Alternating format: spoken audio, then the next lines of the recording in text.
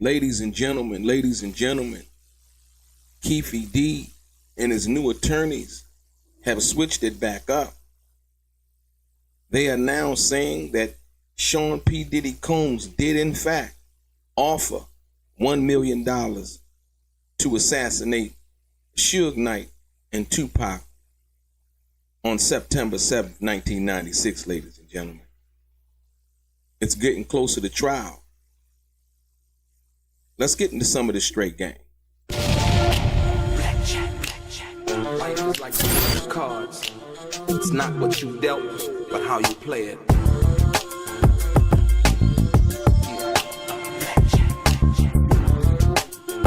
Play each situation correctly. I remember they used to laugh at a brother.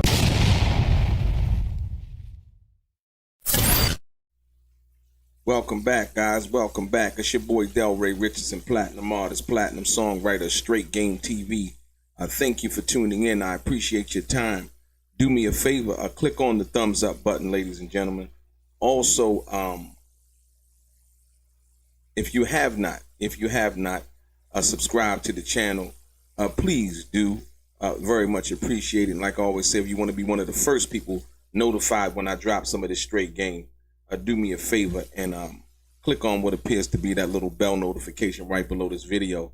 I'm going to get right into it. Ladies and gentlemen, they have switched it. They switched it up. Like I've been telling people all along.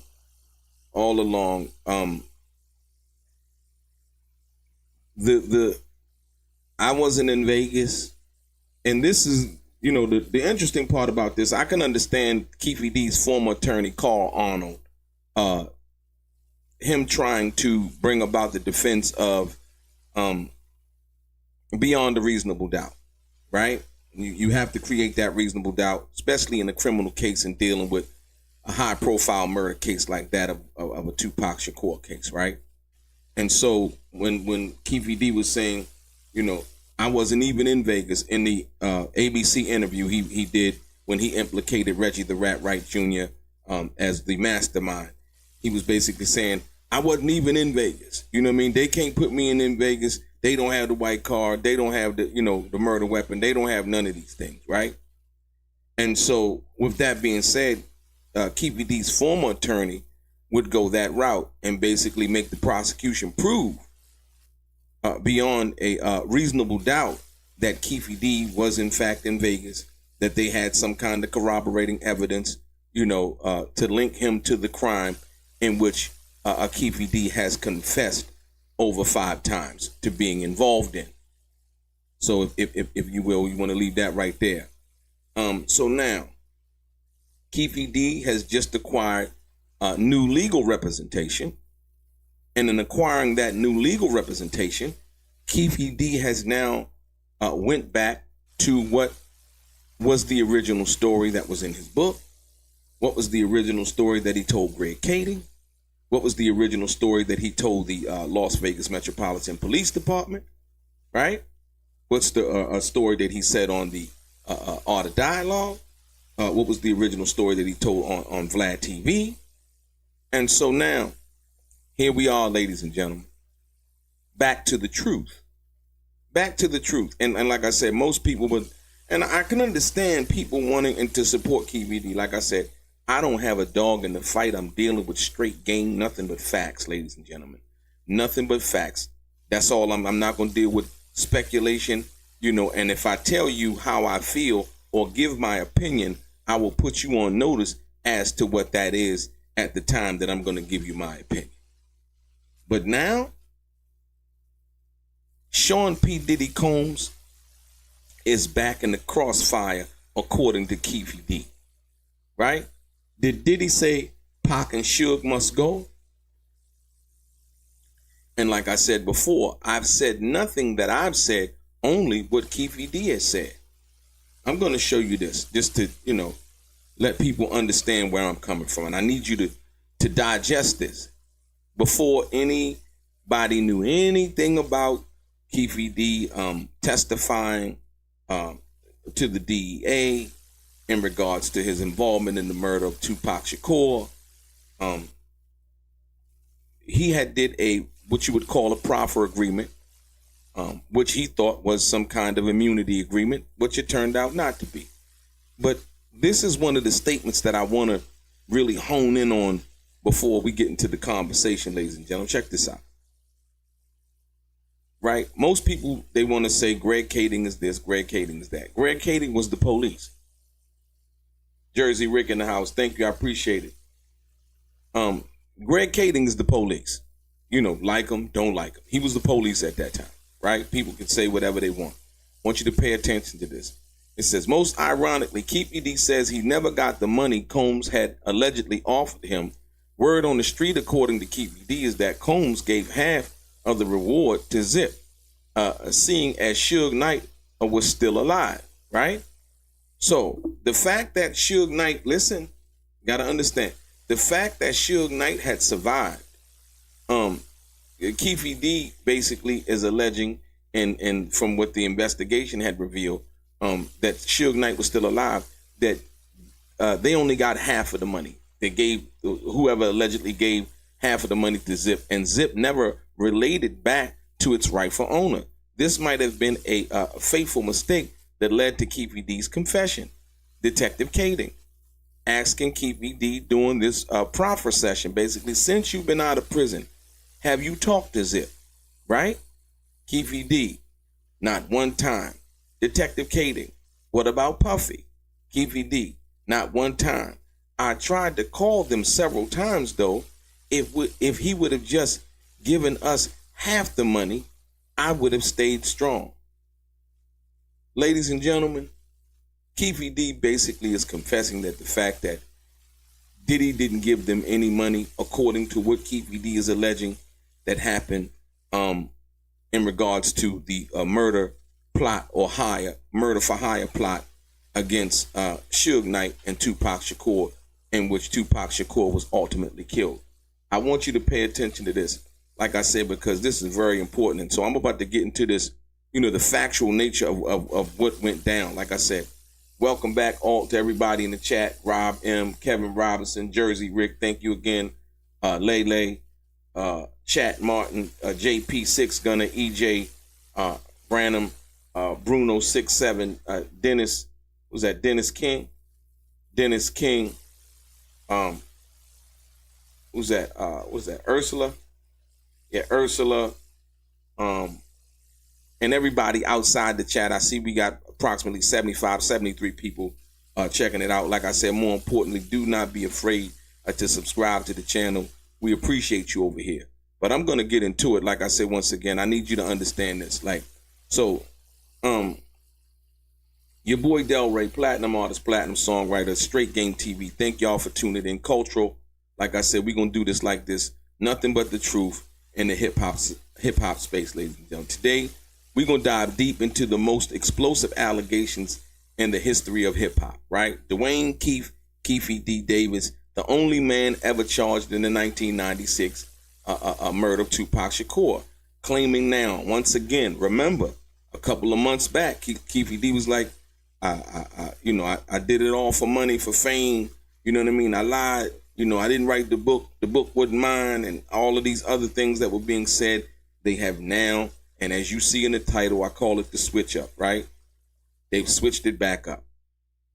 Back to now claiming Sean Diddy Combs put a $1 million bounty on both Tupac and Suge Knight, ladies and gentlemen.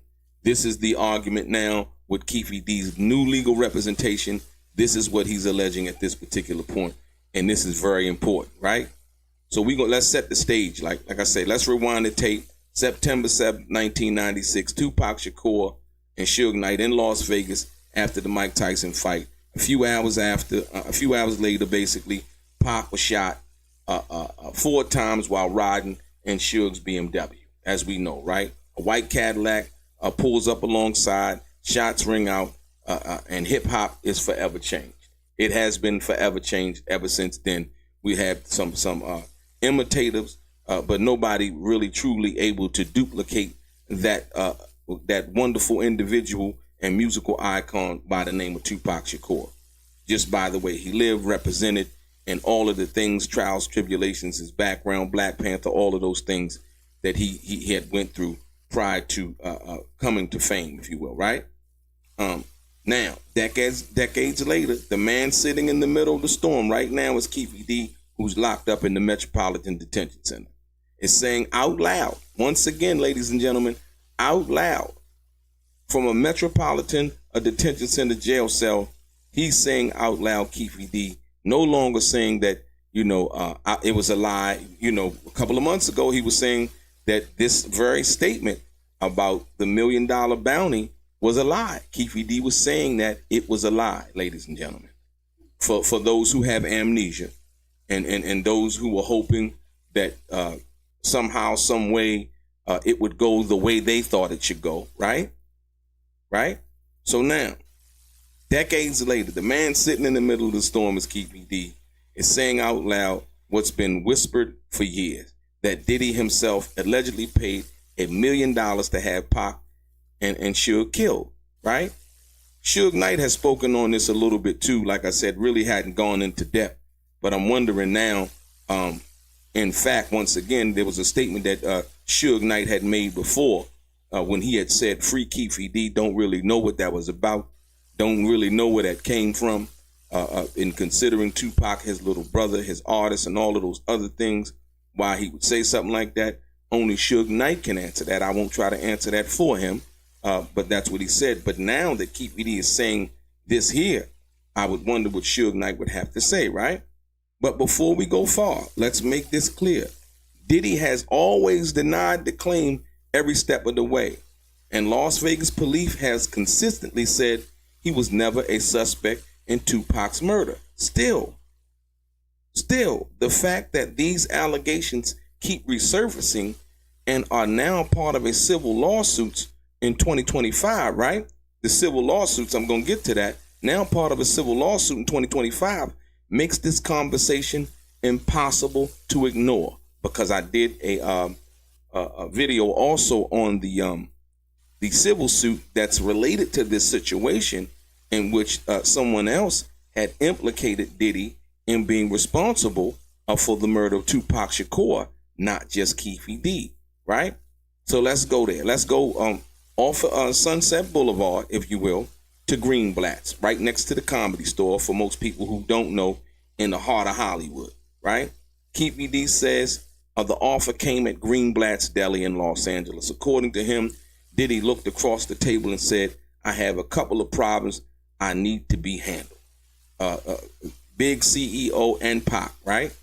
Big CEO, meaning Suge Knight and Tupac. That's Suge and Tupac, ladies and gentlemen.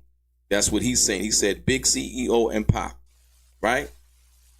Ladies and gentlemen, we know for a fact this is not new. These same allegations appeared in a 2008 DEA report, right? First reported by USA Today. Now, so this is not new information. Like I told y'all before, once again, that Keffe D also mentioned Reggie the Rat Wright Jr.'s name in the 2009 surreptitious police report with the Las Vegas Police Department, and saying that Reggie the Rat Wright Jr. was in one of the cars or in a car traveling behind the entourage of cars right before and where Tupac got shot. That's what Keffe D said in that surreptitious report that he gave to the Las Vegas Metropolitan Police Department. I'm going to get back to that, right? So we know this is not new. The same allegations appeared in that 2008 DEA report, right? In which Keffe D, the DEA report is basically the proffer agreement, if you will. So when Keffe D had got locked up for drugs, he flipped, became an informant. They were looking into Biggie. He started talking about Pac, gave him all the information. They gave him a queen for a deal, right? He accepted the deal. And that's what's in this 2008 DEA report, right? First reported by USA Today, even earlier in 2003. Listen, I want y'all to listen. In 2003, Kirk Burrowes, who was the president at Bad Boy Records, filed a lawsuit echoing this same claim. His lawsuit was dismissed. But here we go again. in 2025, ladies and gentlemen, right? So in 2003, Kirk Burrowes filed a lawsuit. That one was dismissed. But here we go again, like in 2025, with Burrowes filing a fresh civil lawsuit that goes as far as saying that Diddy not only orchestrated the shooting, listen, this is coming from somebody who was the former president of Bad Boy Records saying this, in Kirk Burrowes, ladies and gentlemen. In 2025, Kirk Burrowes filed a new lawsuit. I don't know if you guys forgot about it. I believe that it's still pending, right? That goes far as saying Diddy not only orchestrated the shooting, but may have been involved in renting the actual Cadillac used in the hit. Ladies and gentlemen, this is Kirk Burrowes' allegation. And like I said, once again, Diddy has always denied it. But we got to deal with the facts and what's being said, right? And let's go. So then they talked about, the South Side Crips and the gun and so on and so forth. So now, let's talk about this on the other side of the coin, if you will. If you flip that over, you heard about Kirk Burrowes saying it in his lawsuit. Now let's flip the coin over, right? The streets. Hours before the shooting, Tupac and Death Row entourage stumped out Orlando Anderson, Keffe D's nephew, inside the MGM Grand, in which we all seen on that infamous tape, which will also be presented and used in court, right? That set the stage for retaliation. Keffe D, listen to me, because this is a very important, and this is what I was trying to tell people, like his book, Art of Dialogue, Vlad, and I would say those three elements right there, and along with the Las Vegas Metropolitan Police Department report that he gave in 2009, along with the 2008 DEA report, right? Those 5 pieces of evidence, I think, weigh heavily in this case. And there's a couple of other pieces of evidence that I've seen that have yet to surface, as far as the public really truly knowing about it, right? So that set the scene. The situation with Orlando Anderson set the scene for set the stage, should I say, for retaliation. Keffe D describes in his 2019 book, Compton Street Legend, how they spotted Pac and Suge later that night. He says an associate known as Zip pulled a Glock 40 out of a hidden compartment and handed it over. Months later, Pac was shot. Suge grazed. The Cadillac disappeared into the Vegas night. So this is what Keffe D described in his book, talking about Zip had a 40 caliber Glock. Where he got the gun from, we don't know. We also heard about the 40 caliber Glock that was taken from Fatal Hussein at the House of Blues, in which Reggie the Rat Wright Jr. allegedly confiscated, lied to the investigators about having, and basically saying that it was thrown in the Bahamas, in the Bahamian Sea, if you will, right? Which was a lie. At the time, he said he didn't know what happened to it. He didn't know anything about it. Later on, I showed you the video and where I basically gave you both statements, right? Contextualizing and giving you new information as to what he said before versus what he told someone who had asked him a question on a Bum's First YouTube channel. And Reggie the Rat Wright Jr. was found to have had lied about the 40 caliber Glock gun. Not to say that this may be the same gun. Don't know that. I would never say that because I don't know that. But it does appear to be ironic that someone would throw a gun away that has no bodies on it, has no crimes committed with it from that perspective. Just throw it in the Bahamian Sea, if you will. And these are Reggie the Rat Wright Jr.'s words. But check it out. So Keffe D describes in his 2019 book, Compton Street Legend, how they spotted Tupac and Suge. Later that night, he says an associate known as Zip pulled a 40 caliber Glock out of a hidden compartment and handed it over to him. Keffe D also said that Foxy Brown, the rapper Foxy Brown, was in the car with Zip. Now, I told people, they was like, well, why do you believe Keffe D? It's not that I believe Keffe D. There are too many details. There are too many details. Somebody lying, they'll just say, vague stuff, just hinting at. He's talking about Zip, Foxy Brown be in the car, secret compartment.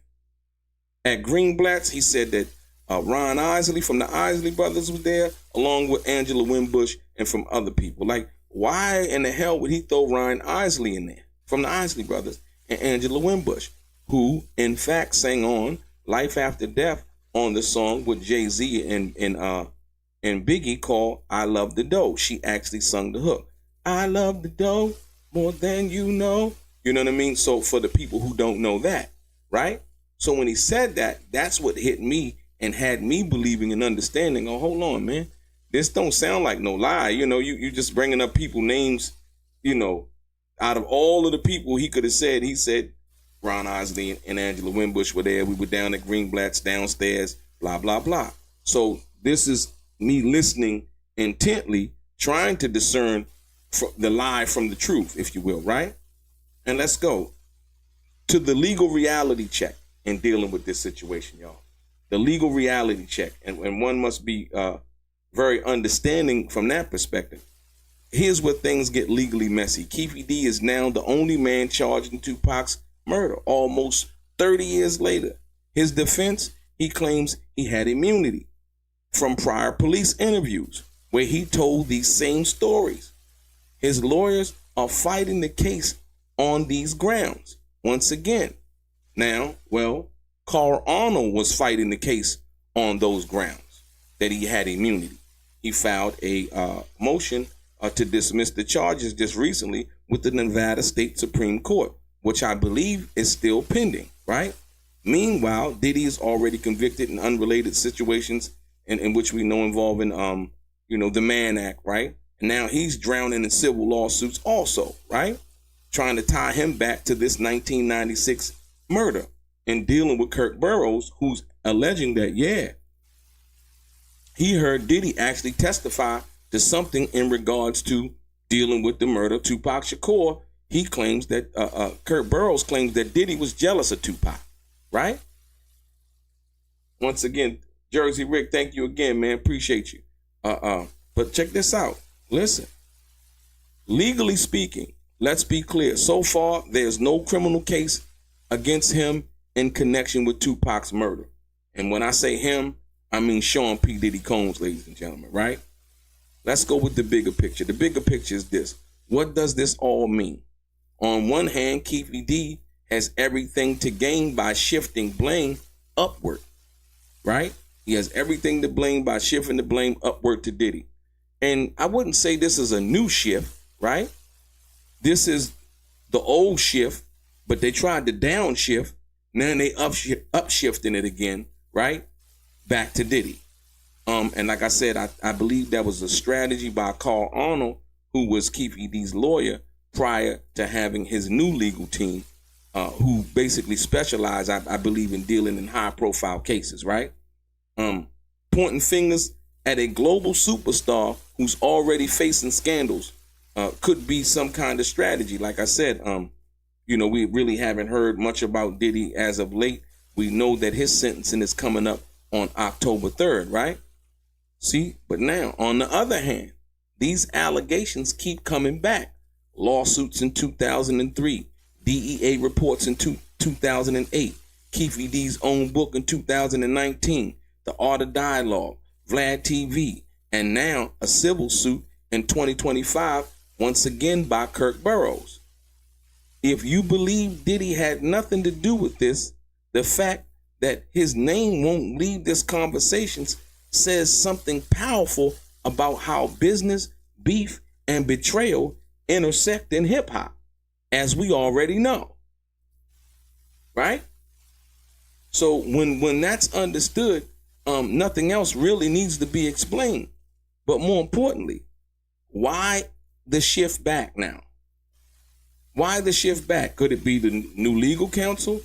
Was Carl Arnold fired versus what the what the media said? He stepped down or he was no longer there. Keffe D received new legal counsel. Keffe D didn't like the strategy. Keffe D didn't like the direction that it was going in. Who knows? We don't really know, right? So now, for Tupac, all the Tupac fans that's listening right now, for all the Tupac fans, this is more than just gossip, y'all. This is about justice. For Diddy, it's about survival, not just in the courtroom, but in the court of public opinion. Because when this trial starts, now, that Keffe D is alluding back to, because listen, for most people who don't know, the prosecution had already spoken about the fact that they weren't going to use the Diddy situation after Diddy had got convicted. But he got convicted of the lesser. They said they were not going to use the Diddy angle about the $1 million hit. The prosecution has already said that. But now, Keffe D has shifted back to that story. So it remains to be seen what the prosecution's move is going to be now. That they said after Diddy was convicted of the two charges of the Mann Act, right? The DA in the murder case basically came out and said they weren't going to use that angle or none of that testimony from Keffe D and where he alleged the $1 million hit. But now Keffe D has new attorneys.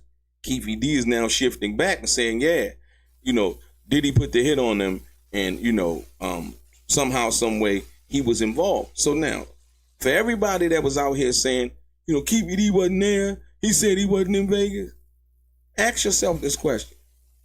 If Keffe D is now saying that Diddy put the $1 million hit on Tupac and Suge, isn't Keffe D once again implicating himself as being part of the murder of Tupac Shakur and what you would call the attempted murder of Suge Knight? Wouldn't that be a fact by his own admission? Because, like I said, once again, people want to say what they want to say or say what they feel. But here's a guy who's now, once again, implicating himself as being involved in one of the most high-profile murders in hip-hop history, or better yet, in entertainment history, by saying that Sean P. Diddy Combs put up $1 million bounty on Tupac and Suge Knight, and Keffe D basically saying that, guess what? On that night that they jumped on my nephew, we knocked out two. He said that Zip said, Eric Von Zip told him that y'all can knock out two birds with one stone. Right? Since that happened, not only can you get back for what just happened, but also for the $1 million, if you will. Right? And so when I say that, check this out. I say that, and then I go back here. I go back to this again. Ladies and gentlemen, this is before we knew anything about Keffe D confessing to the Tupac Shakur murder, ladies and gentlemen. What did he say on this? What did he say right here? The last part, what did Keffe D say? Greg Kading asked him, since you've been out of prison, have you talked to Zip? Keffe D, not one time. Detective Kading, what about Puffy? Keffe D, not one time. I tried to call them several times, though. If he would have just given us half the money, I would have stayed strong. Ladies and gentlemen, those do not sound like the words of an innocent man. Furthermore, neither you nor I nor anybody else can sit up here and say anything in regards to really what we feel about it, because our feelings don't matter. Right now, Keffe D is sitting in the Metropolitan Detention Center based on his own words. Right? He's saying that Diddy offered the money and basically they carried it out. And the fact that Diddy didn't give him half of the money, because they said, well, Suge Knight was still alive, that Keffe D said, when it came time, he got pinched for the drugs. It was like, you know what? He had an ace in the hole, and he wanted to deal that ace in the hole against Diddy, and basically told on Diddy. Like I said, this is what's going on. It's the switch up, y'all. Keffe D has Diddy back in the crosshairs. Did Diddy say that Suge and Pac must go? Only Keffe D and whoever else was there knows that, right? So listen. So what do y'all think? Tell me what you guys think. Is Keffe D telling the truth, or is this another attempt to rewrite history from the witness stand? Drop your thoughts in the comments below. Like I said, once again, more importantly, like I said, I did the video the other day. Two things can be true at the same time, right? Once again, I would love to know, which we probably will never find out, where Eric Von Zip got the 40 caliber Glock. I would also want to know, once again, if Keffe D's stance on Reggie the Rat Wright Jr. being the orchestrator on another side of things is the same. Like I said, once again, because this is what was said before. Like I said, as of recent, right?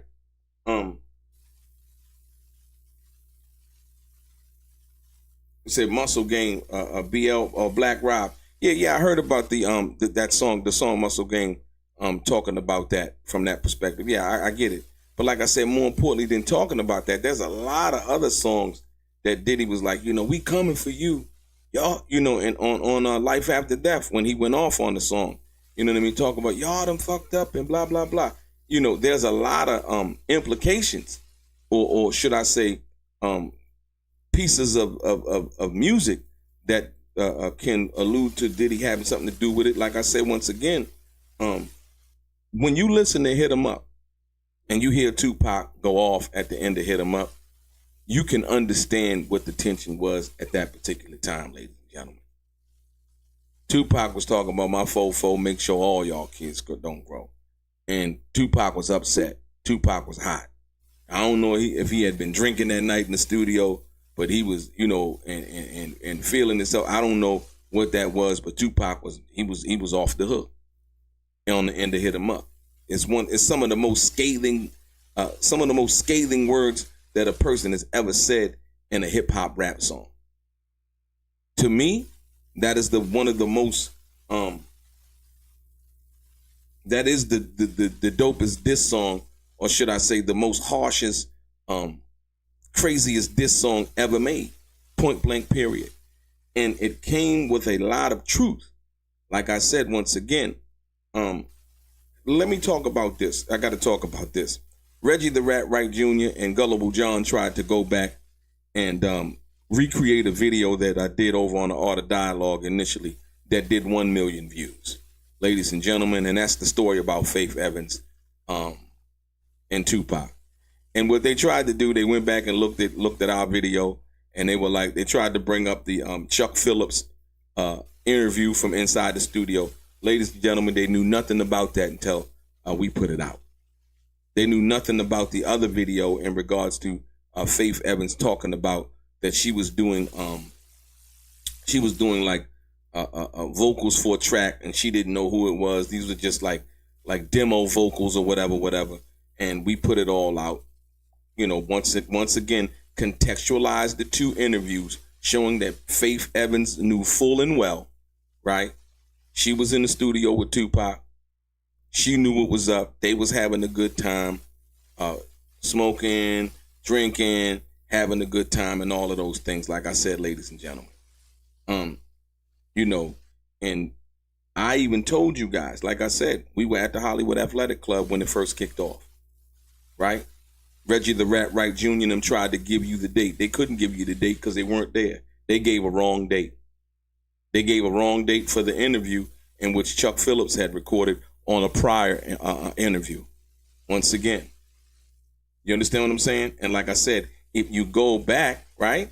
If you go back, listen to me, because I gave y'all October 18th, 1995, and the video or the interview that Chuck Phillips recorded happened on October 19th, ladies and gentlemen. Facts. They couldn't line that up. Reggie the Rat Wright Jr. and Gullible John over there trying to hijack that story. Reggie the Rat Wright Jr. is so inarticulate, he couldn't even, here's the piece right here. Well, this piece right here was the piece from the other part. And then that part, if y'all listen, what? Right. So that's how you know when somebody's trying to articulate something, they can't because it's borrowed. They're trying to steal it, and they don't know the context and how to speak about it because they weren't there. That's how I knew how to speak about it, because I was there to give you the dates, about the Whitney Houston Waiting to Exhale record release party. Contrasting Faith saying that, well, she never saw Tupac again after that night, but then giving you the Waiting to Exhale record release party, in which, in fact, she said, because Faith was on that soundtrack too, once again, that that Tupac was there and brung you the picture also. Ladies and gentlemen, don't let these people fool you. Don't let them fool you. Once again, and trying to attempt to get you to think that they know what they're talking about. They borrowed the whole video from myself in the Art of Dialogue. I told that story first on the Art of Dialogue. We broke ground with that story. It did 1 million views. Point blank, period. And like I said, everything that I said was backed up with documentation, audio, video, and the like. So like I said, once again, but this Keffe D, new Keffe D switch up, and I say that to say, when you listen to Hit 'Em Up, that's why I would say it was so scathing, because most people didn't know at the time. There's no social media. There's no none of that. They're hearing Hit 'Em Up, and Tupac's like, talking about, yeah, you claim to be a player, but I effed your wife and all of those things. And most people back in the day, if you was on the ground like I was, they thought that Tupac was lying. Tupac ain't, but once again, this is from the novice mind. This is from somebody who wasn't hanging out in Hollywood, wasn't hanging out at the parties, wasn't, going to the Hollywood Athletic Club every Wednesday night. My man Roland Work was the guy having it popping off, right? They didn't know anything about that. So once again, when I told the story, that's why I say that, because that's the night where Tupac and Faith met. Like I said, and I told y'all, I asked Tupac when I seen him at the House of Blues on August 11th, 1996, right? The night that he first ran into Nas, I asked him, I was like, yo, because he had already dropped. I hadn't seen him, after that for a while. After that night, we was at the Hollywood Athletic Club. I hadn't seen him in a while. When I seen him at the House of Blues, I asked him, I was like, yo, so did you hit Faith that night? He was like, no, I did the next day though, right? So he had told me, because it wasn't no big thing. Most people made it a big thing. It was only a big thing when he said it and Hit 'Em Up, right? Which, like I said, most people didn't believe. Then, if you go back, listen to Drew Down, right? On the Art of Dialogue. That video, that interview still up. Go check it out if y'all haven't checked it out. The video is on the Art of Dialogue of Drew Down, basically testifying, yo, he was in the room when Faith came in the room. She had a hoodie on. All of that. So like I said, the attempt, the lame attempt, or the feeble attempt of Reggie the Rat Wright Jr. and Gullible John to regurgitate the story and not really articulate it like it's supposed to, they did no justice to the story, ladies and gentlemen. They basically did it injustice. But like I said, that right there was the thing I think that set Puffy off, if you will, from that perspective. Because when Tupac dropped that, it was an earthquake, man. Nobody was moving, nobody was going nowhere. Biggie and them wasn't coming on the West Coast at that particular time. It was officially, according to the media, it was officially an East and West Coast war, if you will, at that particular time. When Tupac dropped Hit 'Em Up, it was like I said, it was an earthquake, man. It was you had to understand, like, because it wasn't even like an A-side single. It was like, what? No, what? You know what I mean? And like I said, being there when he met her, I'm like, oh my God, yo, he went there. You know what I mean? But did he really go there? So when I seen him August 11th at the House of Blues, I asked him. He was like, no, not that night, but the next night I did. And that was it. It wasn't no big thing. Like I said, I gave y'all the story about when we was in the parking lot. Tupac, myself, security outside smoking a cigarette.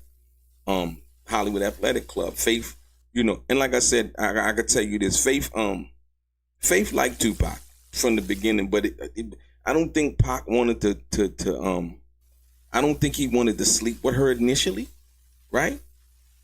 You know what I mean? I think he really wanted to do music, and the fact, and that was a fact.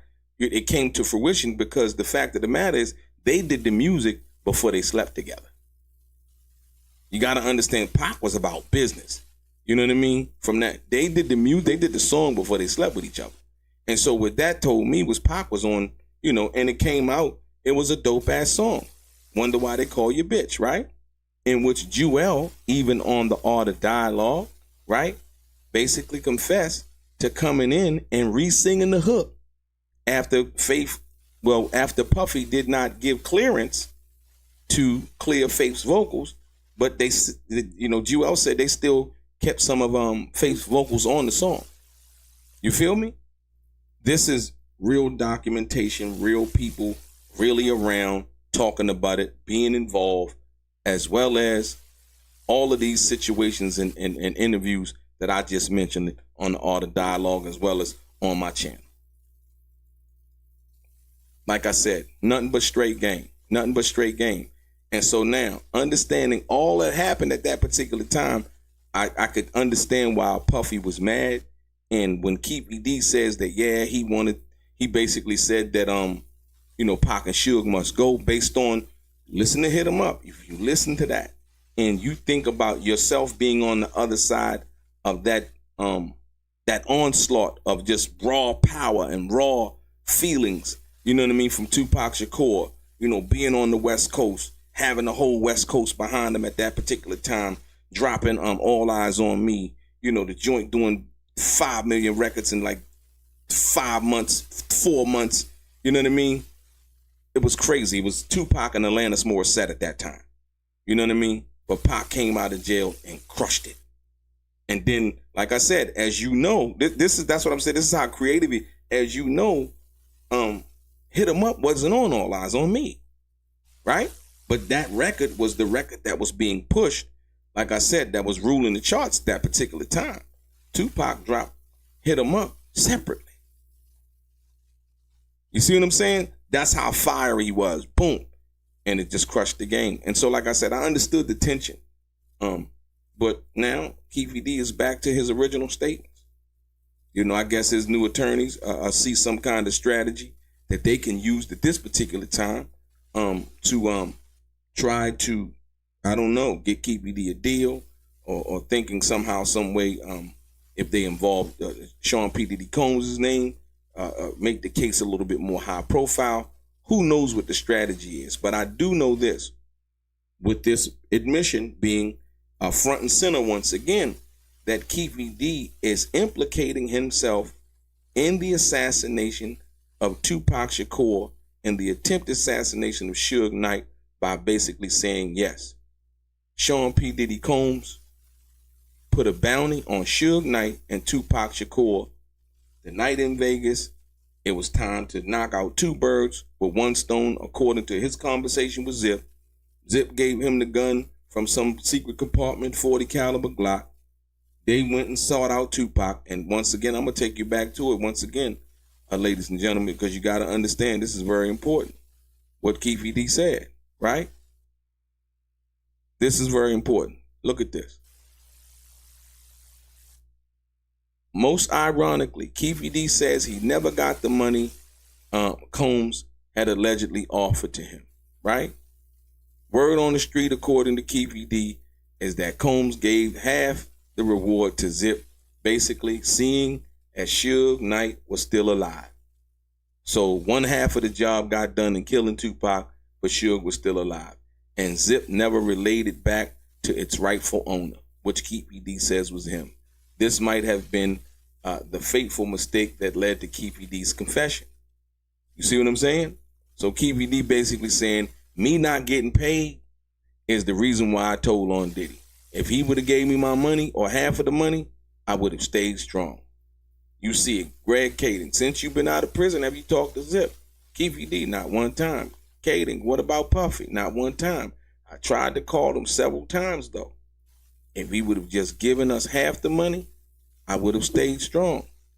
So, ladies and gentlemen, if he did not stay strong, what did he do? He snitched. Right? Not only against Puffy, but basically implicating himself, implicating his nephew, and everybody else that was in the vehicle at that particular time. So when I say something in regards to the evidence, you can't blame me. I'm just giving you the straight game as it's laid out in the evidence or in the statements or paperwork or documents. Like I said, I seen the DEA report. It's all in there, right? I looked at the 2009 interview with the Metropolitan Police Department and heard a little bit of the audio. It's in there. You heard Keffe D on the Art of Dialogue talking about, yeah, this is what we did after it happened and where we went to and blah, blah, blah. It's there. You heard or seen Keffe D hold up the book on Vlad. He held up the book. What'd he say? This book right here, this ain't nothing but the truth. Y'all listening to that police, Greg Cady, he don't know what he talking about. Blah, blah, blah, blah. This, y'all want to see the truth? Here go the book right here. This the truth. You can't run from that. And like I said, most people say, well, yeah, he said this, he said that. Ladies and gentlemen, we can do whatever we want here on what people would call the court of YouTube, right? But when you get into that court of law, it's a whole different set of rules, ladies and gentlemen. It's a whole different set of rules. And so now, we in what? September. We got October, November, December, January, February. We got 5 months, ladies and gentlemen. And you know how time flies. You know how time flies. Like I said, once again. So we're going to see what happens. We're going to see what happens. Like I said, Keffe D has new legal counsel. And this is their new strategy. Basically saying, hey, Sean P. Diddy Combs had something to do with this murder, man. He put the hit out. And Keffe D saying that he followed through. Ladies and gentlemen, tell me what you think in the comments. Share the video. Subscribe to the channel. Your boy Delray. Straight gang. Life is like some cards. It's not what you dealt, but how you play it.